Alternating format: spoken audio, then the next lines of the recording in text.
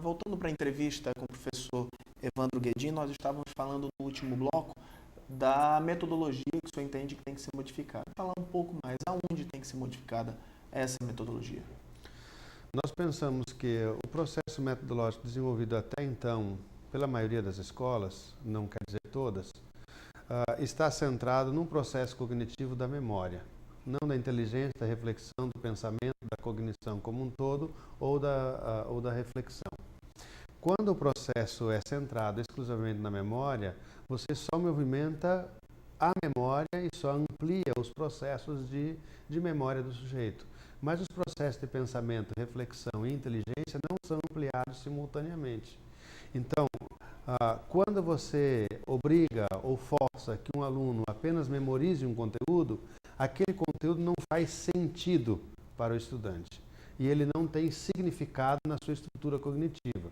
Porque as teorias da aprendizagem afirmam, de modo geral, que um conteúdo permanece na memória não porque eu li ele 20 vezes e forcei a memória para gravá-lo, mas porque ele é, de um certo modo, entre aspas, acoplado ou relacionado com outro conteúdo que eu já detenho e é como se fosse formando uma corrente. Esse conteúdo vai sendo ligado com o outro, que faz sentido, que vai sendo ligado com um outro e vai formando uma grande corrente que vai construindo, então, o saber daquele sujeito que está na escola. Tem que acoplar a realidade da pessoa à matéria que você está falando. O contexto dele, o conteúdo, os processos, aquilo que ele pensa da realidade, o modo de vida que ele tem, a cultura, os valores que ele possui, as atitudes que ele tem, o modo como ele se relaciona com as pessoas.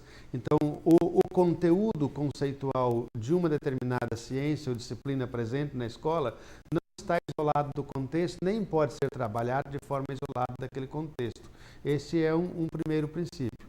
Então, a pergunta que nós precisamos fazer é qual modelo de ensino pode incorporar no processo de ensino os processos cognitivos de aprendizagem operado por esses elementos estruturantes do nosso aparelho cognitivo. Então, de um certo modo, os métodos utilizados até então não incorporam o processo cognitivo da aprendizagem. Portanto, então, nós precisamos aprender a organizar trabalho coletivo na escola, com grupos de estudantes.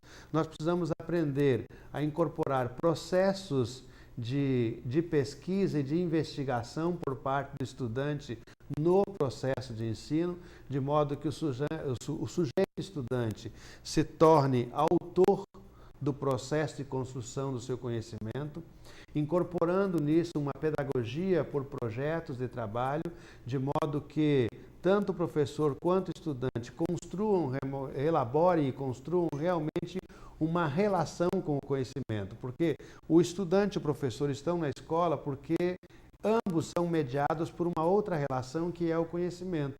O professor está na escola porque conhece.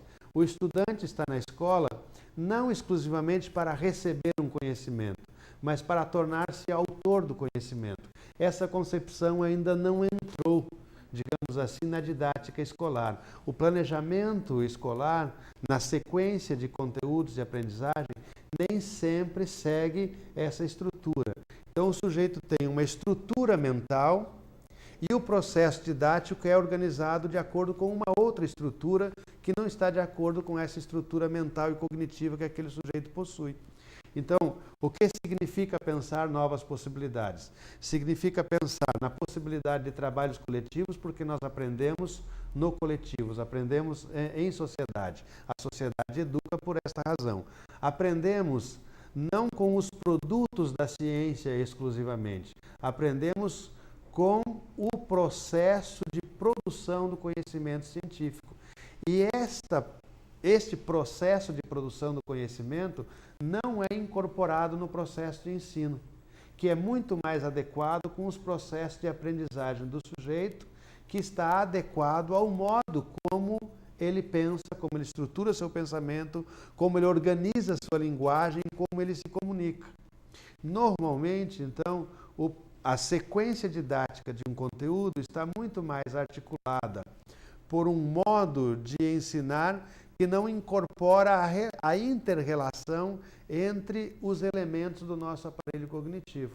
Nós defendemos veementemente uma ideia de que é preciso incorporar aos processos didáticos aqueles processos de natureza reflexiva, para que o estudante aprenda a pensar, porque aprendendo a pensar é que ele vai ampliar a própria consciência e a própria inteligência. Tem que usar a maiêutica socrática, na verdade. A maiêutica socrática Para quem não está entendendo essa situação da maiêutica socrática, você tem que fazer surgir de dentro da pessoa a ideia e mostrar. Às vezes a pessoa até sabe do assunto e não sabe expressar.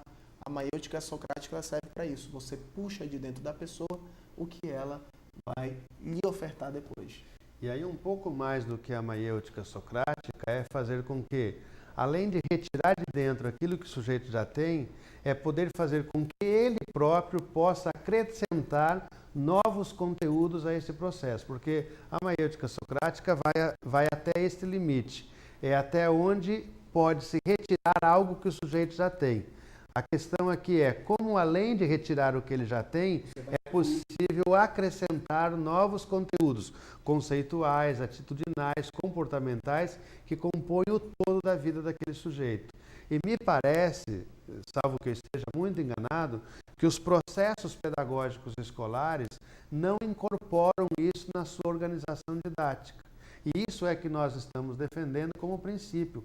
Por isso nós defendemos um pouco a ideia de que você precisa aprender a usar as diferentes linguagens no processo de ensino, tanto o cinema, por exemplo, quanto as várias mídias, inclusive melhor os programas de televisão e aí por diante no contexto da escola. E principalmente nos parece que a grande mudança está em fazer com que o estudante adquira e produza o seu conhecimento tomando posse do processo de produção do conhecimento científico. Nós estamos habituados a ensinar na escola os conteúdos e os conceitos já consolidados pela tradição científica, mas não estamos ensinando esse sujeito a dominar os processos. Então nós ensinamos o que foi feito, mas não ensinamos como é que ele faz para fazer aquilo que foi feito. E isso nos parece uma mudança, uma inversão metodológica do processo. E nos parece que a questão central, tanto do ponto de vista mais epistêmico, do modelo de conhecimento que nós temos, quanto do ponto de vista da operação da aprendizagem do ensino, precisa incorporar esse tipo de processo. Nós chamamos esse processo de um ensino com investigação, ou do ensino com pesquisa. Isto não é uma novidade, é uma novidade para nós, mas isto em outros países surgiu já há 40 anos atrás.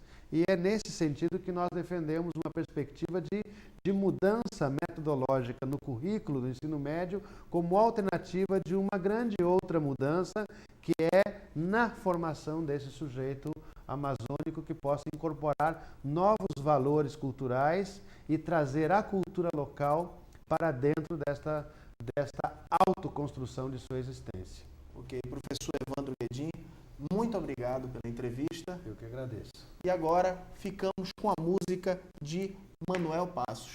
Um abraço e até amanhã.